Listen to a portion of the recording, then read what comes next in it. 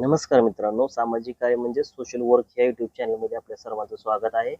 आपण जर ह्या व्हिडिओ चॅनलमध्ये नवीन असाल तर आपल्या चॅनलला सबस्क्राईब करा आणि बेल आयकॉनची घंटी प्रेस करा, जेणेकरून आपल्याला असेच हवामान विभागाचे नवनवीन व्हिडिओ पाहायला मिळतील मित्रांनो.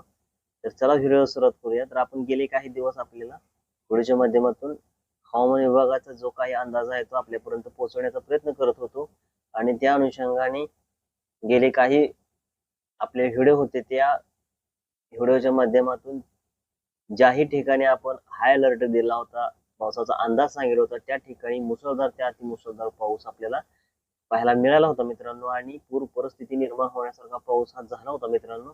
आणि त्यासाठी पुढील काही आता 2 ते 3 दिवस हे पावसाचं जे सर्कल तयार झालेलं आहे ते आपण बघू शकता की ह्याचं सर्कल आहे ते महाराष्ट्राच्या दिशेने आपल्याला येताना पाहायला मिळत आले. तर मित्रांनो, त्याने सोलापूर, लातूर, नांदेड, वाशिम, शेगाव आणि अमरावती हा जो भाग आहे तो त्या सर्कलने व्यापलेला आहे. ढगांची दाटी झालेली असून आपण बघू शकता की महाराष्ट्रात हे पूर्ण प्रवेश पुढील काही 2 ते 3 दिवसांमध्ये करू शकता. आणि आपल्या महाराष्ट्रामध्ये गेले 2 ते 3 दिवस झाले, आठवड्याखाली आपण बघू शकत होता की काही नदी नाल्यांना ओढ्यांना पूर आलेला होता, जनजीवन विस्कळीत झालेलं होतं.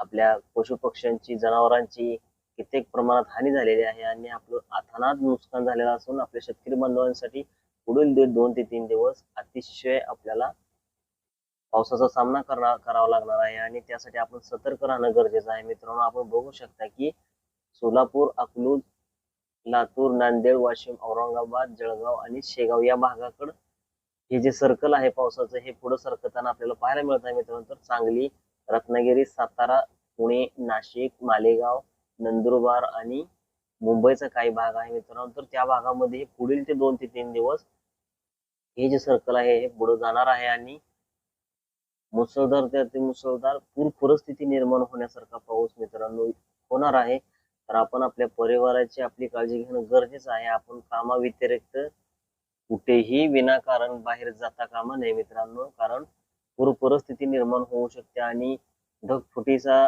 सदृश्य पाऊस हा होऊ शकतो. त्यासाठी आपण सतर्क राहणं गरजेचं आहे आणि आपल्या परिवाराची काळजी करणं गरजेचं आहे.